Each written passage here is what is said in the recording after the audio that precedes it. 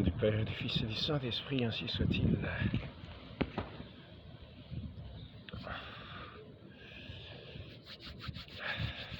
Hier soir, j'étais en train de regarder une émission d'histoire. C'est quelqu'un qui s'appelle Christopher Lann. Alors, il aime bien l'époque napoléonienne. Et il aime bien raconter quelquefois des récits assez précis de certaines personnes dans ces campagnes napoléoniennes qui étaient à la fois terribles mais en même temps épiques, extraordinaires par certains côtés, de voir tout ce que ces personnes pendant ces guerres napoléoniennes étaient capables de courage, d'abnégation, je peux y arriver, montrer de courage, d'abnégation, de dévouement, de présence, d'esprit, de bravoure, de vaillance inouïe. Alors il parlait là en particulier d'un quelqu'un qu'on appelle le cavalier Lassalle. C'était dans la cavalerie légère de Napoléon. Il est entré tout jeune, hein, comme simple cavalier, et puis il est mort maintenant. Je crois que c'est à Wagram qu'il est mort. Il me semble que c'est à Wagram, hein. Donc il dirigeait à ce moment-là des régiments de cavalerie. C'était devenu général, je crois. Mais c'est sa vie, c'est une vie tout simplement assez incroyable, hein, avec deux régiments une fois, c'est-à-dire 500 cavaliers. Il a pris une forteresse qui était défendue par 150 canons et 8000 Prussiens. Il a fait simplement croire qu'il avait disposé les troupes à un endroit. Il avait fait faire des canons en bois, et puis il avait laissé penser qu'il y avait une grande armée en face, alors qu'il n'était que 500 cavaliers. Et puis il est venu frapper à la porte de la ville. Il a dit capitulez, sinon on rase tout. Bon, ben, les autres ont capitulé. Et quand ils sont sortis de la ville, ils se sont rendus compte qu'ils étaient devant 500 cavaliers. Alors ils ont voulu regimber, mais bon, après ça, malgré tout, ils étaient sans doute désarmés après. Donc voilà, ils se sont simplement rendus. Donc, et Napoléon a dit ce mot-là: si maintenant les cavaliers se mettent à prendre des villes, on va enlever les régiments d'artillerie et du génie, quoi. Mais c'était quelqu'un qui n'a pas peur de donner de soi, et qui était toujours aux premières lignes, toujours au milieu de la mitraille, au milieu de... Un autre, c'était par exemple aussi que j'ai pu voir le maréchal Lannes, qui lui est mort à l'Essling, boulet de canon. Il a mis 6 jours à agoniser, mais alors lui il était toujours à être en tête le seul soldat, lui aussi sous la mitraille, aller les rechercher quand ils s'enfuyaient, puis les ramener, et puis montrer toujours l'exemple d'être toujours en tête. On se demande comment ces gens-là ont pu ne pas être emportés dès les premières journées, dès les premières années. Ils sont restés des années à agir de cette manière-là, de cette façon-là, sans s'épargner aucunement. Et on peut voir que c'est quand même assez quelque chose d'admirable, mais quand même dans ce dévouement, dans cette forme d'héroïsme guerrier, hein, on n'était pas les seuls, c'était assez courant. Puis ils ont des traits un petit peu quelquefois originaux. Par exemple, au sujet du cavalier Lassalle, c'était quelqu'un qui faisait de la fête aussi. Il n'était pas invité une fois dans une fête qui était organisée par une dame. Alors il est arrivé, il a monté les escaliers de la maison à cheval, il est allé dans le salon avec son cheval, il a fait saluer cette dame-là par son cheval, etc. Bon, sans descendre du cheval, puis il est reparti. Oui, des choses assez extraordinaires, hein, des choses extraordinaires.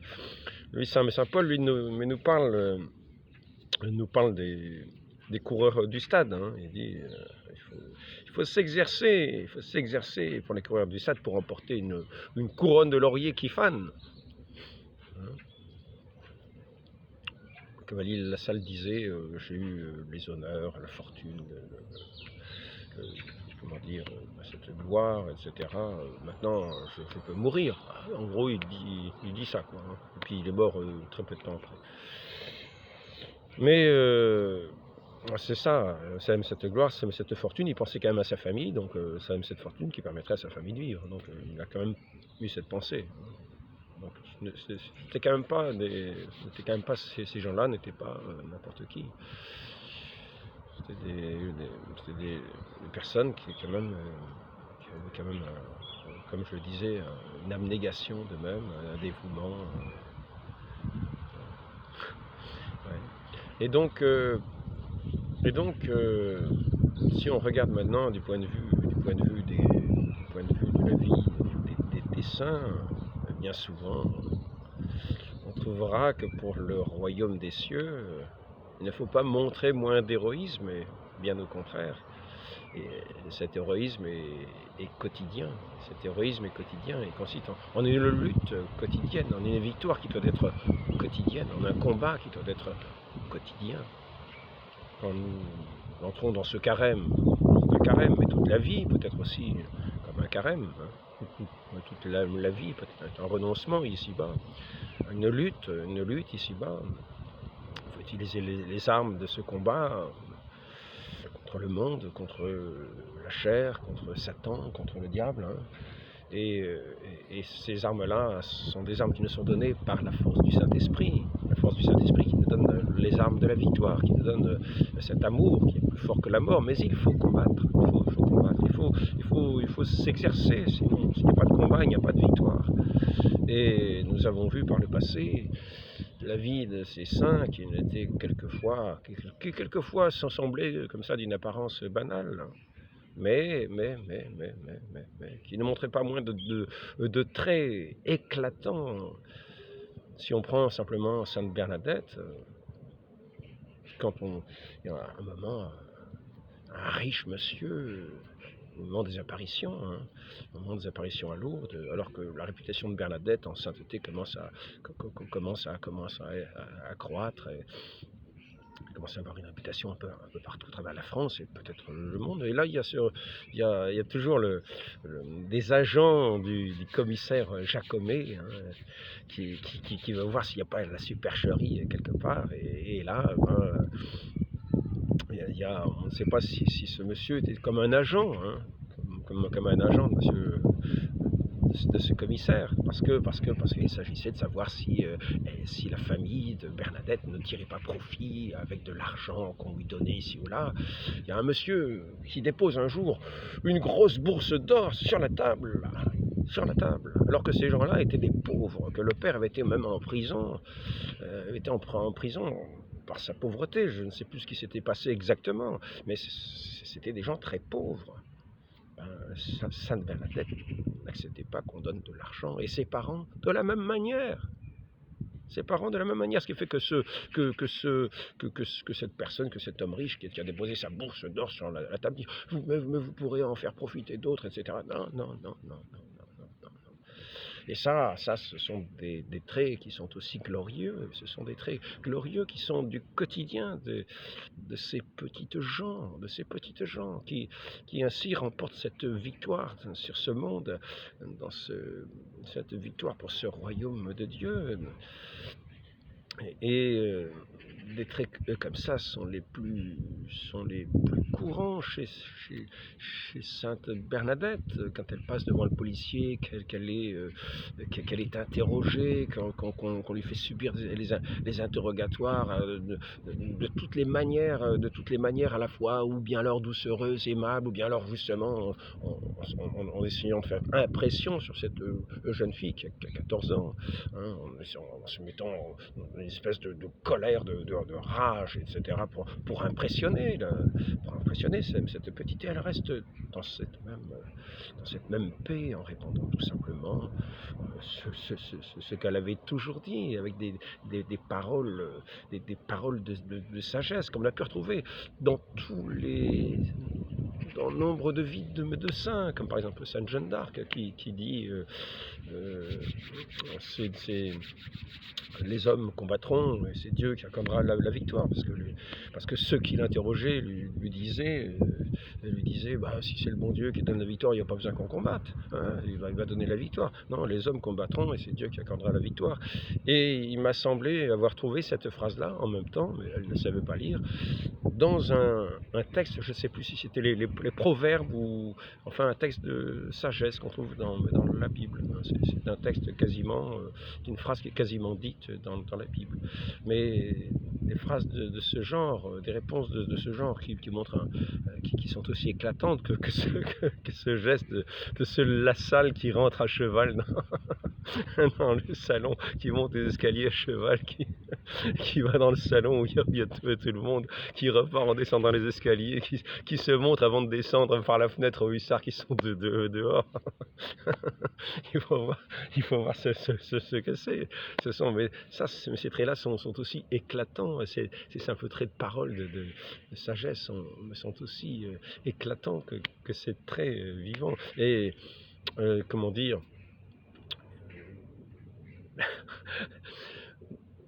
on peut voir dans la vie des saints que ce combat est un combat de tous les jours, parce qu'il s'agit dans ce combat-là de ne pas émousser cette force du Saint-Esprit qui est vraiment, à laquelle qui est cette grâce qui nous est donnée pour être vainqueurs du monde, et nous devons correspondre à cette grâce. Et tout notre combat correspond à correspondre à cette grâce ici-bas, pour emporter les vraies victoires, qui ne sont pas des victoires de panache, comme ça arrive pour ces empires du monde, que ce soit l'empire napoléonien, ce sont les empires du monde, et qui ont quand même coûté très cher, qui ont ruiné la France, qui ont apporté ce qu'on peut dire une espèce d'auréole de gloire, et qui est vrai. Il y avait quelque chose quand même de cette abnégation de chez ces hommes, de ces traits d'héroïcité. Et oui, on ne peut pas le nier. Mais cette gloire ne correspondait pas à ce combat véritable, à ce qui est vraiment de la justice, de ce règne de justice, de ce règne de Dieu, de ce règne de ce véritable amour. Nous sommes là dans des règnes de vanité, malheureusement, qui font tant de désastres.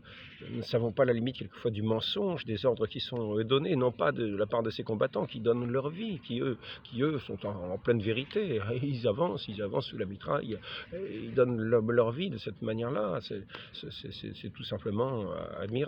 Mais ceux qui donnent les ordres, quelquefois, peuvent user de différentes ruses pour parvenir à leur fin, pour l'extension de leur intérêt, qui est leur royaume, qui est leur empire. C'est leur empire. C'est l'empire de Napoléon. Est-ce que c'est vraiment dans l'intérêt de la France? La France a été ruinée après cette révolution et cet empire. Il y a eu 2 millions de morts en France, sans compter les blessés. Donc la population qui était de 28 millions d'habitants, elle a perdu cette population qui était dans la fleur de l'âge. Ça a mis... la France a perdu ce qui faisait... disons que sa force dans cette espèce d'épopée, alors que à l'inverse, dans ce royaume des saints, au contraire, là où les saints l'emportent, là où les saints combattent, là où les saints amènent ce royaume de Dieu, ce règne de Dieu, eh bien c'est au contraire un royaume, une extension de cette gloire divine, une extension de cette vie qui se répand dans les peuples, Ce n'est pas un carnage, non, c'est l'inverse du carnage. C'est une floraison de la vie, une efflorescence de la vie. C'est une efflorescence de toutes les vertus qui vont naître dans le cœur des gens, qui vont amener justement à un règne de justice, de plus de justice. Car quand on a dans le cœur cet amour divin, nécessairement, on va dans le respect à la fois de Dieu, du prochain, dans le respect de ce qui est juste, de ce qui est vrai, et non pas dans des règnes de mensonges, dans des règnes d'intérêts financiers. Non, non, non, non, non, non, non.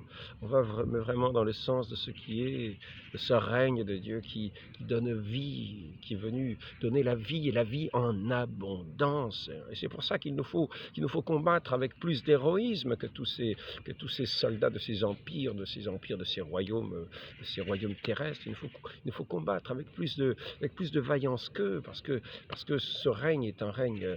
Nous ne remportons pas simplement une couronne de laurier, une auréole de gloire pour aller dans les livres d'histoire. C'est cette vie éternelle qui est promise, c'est cet enjeu de cette vie éternelle. Nous sommes face à des armées du diable qui sont comme rangées en bataille, qui ont leur règne, justement, leur règne, avec leurs ouvriers qui montrent de la valeur. Mais ces ouvriers-là, quelquefois, sont contre nous. Ceux qui montrent toute cette gloire-là, qui montrent contre la vue mitraille, hein, quelquefois ils sont contre nous. Quand les armées françaises allaient en Espagne et ravageaient les églises ou des choses de ce genre, ce n'était pas le règne de Dieu. Et pourtant, les soldats français montraient un héroïsme incroyable. C'est par exemple là qu'à un moment, j'en reviens à ce maréchal Lannes, eh bien, les troupes françaises s'étaient fait emporter par les Espagnols et s'étaient enfuis d'une certaine position. Le maréchal Lannes va les rechercher et marche en tête pour les ramener. Et il reprend la position. Mais c'est une position qui va contre le règne de Dieu. C'est une société athée, même si Napoléon a rétabli les filles de la charité. Oui, Napoléon a rétabli les filles de la charité. Et c'est vrai que les filles de la charité avaient quand même une utilité, parce qu'on les voyait sur les champs de bataille aussi. Peut-être pas sous l'Empire, je ne sais pas quel a été leur rôle, mais enfin dans les hôpitaux, pour l'éducation, pour les œuvres de charité. Oui. Et a rétabli le concordat aussi. Donc ce que la Révolution voulait anéantir, c'est-à-dire l'Église, il est vrai de dire que Napoléon l'a plus ou moins rétabli par ce concordat avec le pape. Donc, je vais mettre un papier pour le vent là. Ce que je veux dire dans ce petit entretien, c'est que nous avons, nous aussi, un combat qui n'est pas moins héroïque que tous ces combats que mènent ces héros du monde. Ce ne sont pas des héros, ce sont vraiment des gens admirables, qui montrent admirables, quelquefois même, on ne peut pas dire que ce soit toujours, exemplaire du point de vue de certaines vertus. Mais nous, justement, ce combat que nous avons à mener doit être plus admirable que le leur. Nous ne combattons pas pour un royaume éphémère, nous ne combattons pas pour un règne de l'argent, nous ne combattons pas pour la finance internationale, nous ne combattons pas pour notre intérêt particulier, pour notre honneur particulier, mais pour ce règne de Dieu, pour la vie éternelle, qui est ce règne de la gloire véritable, de cette splendeur qui n'a pas de prix, que rien ne peut dépasser, et qui emplit de vaillance tous les cœurs humains qui en sont remplis. Et nous devons avec ardeur mener ce combat. Nous ne devons pas être comme des gens endormis, à moitié des ouvriers de la nuit. Non. Nous devons être des ouvriers du plein jour. Et il faut savoir que c'est un combat à mener et que nous avons des opposants. Et oui, effectivement. Mais nous devons mener ce combat dans la douceur, dans la fermeté, dans l'annonce dans l'annonce de cet évangile de la vie, cet évangile de la vie qui est une bonne nouvelle. Et nous devons donc annoncer cette bonne nouvelle, tels des héros qui ont une trompette et qui annoncent cette nouvelle comme des anges qui annonceront le jour de la résurrection.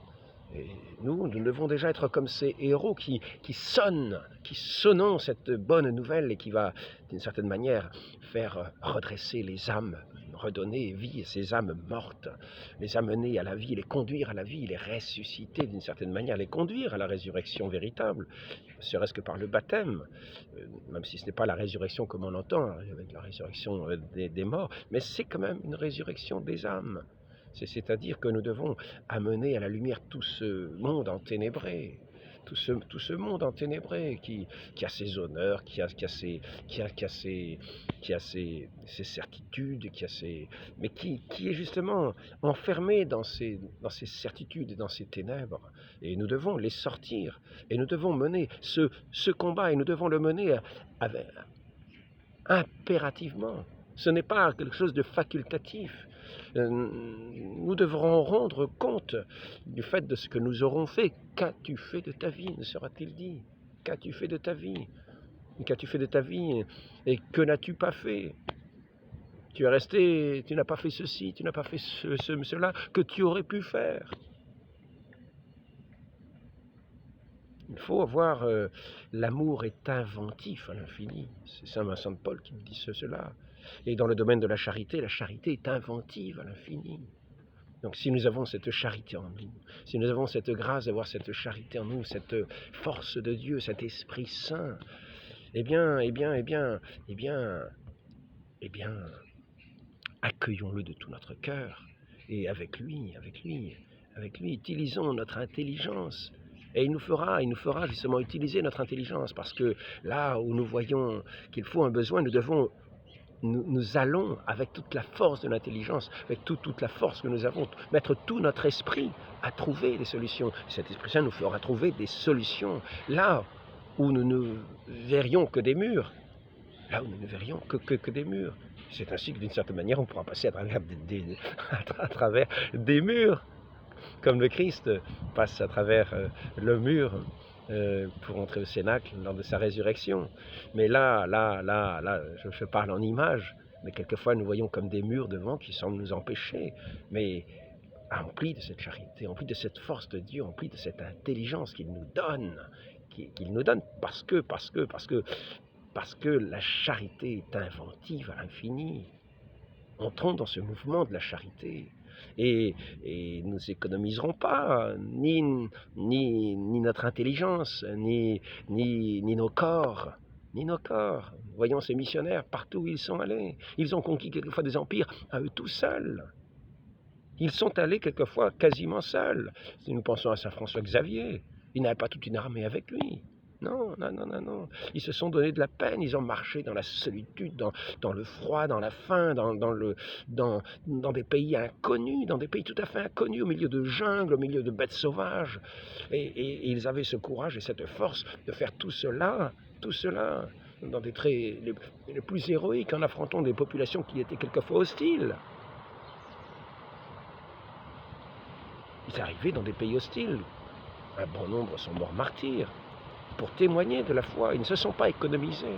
Ce royaume de Dieu ne demande pas des gens qui économisent. Non, ce sont des gens qui se donnent, qui vont au-devant de cette mitraille du monde, qui se donnent, et avec raison, justement.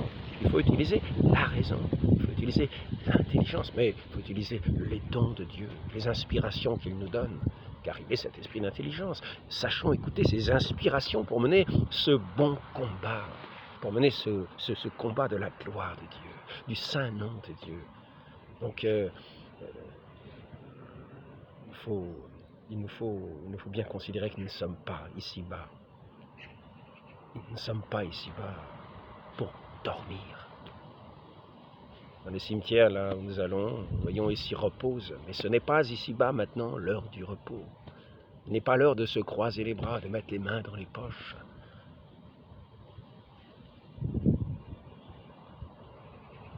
Demandons à la Vierge Marie cette grâce d'être inspirée pour vraiment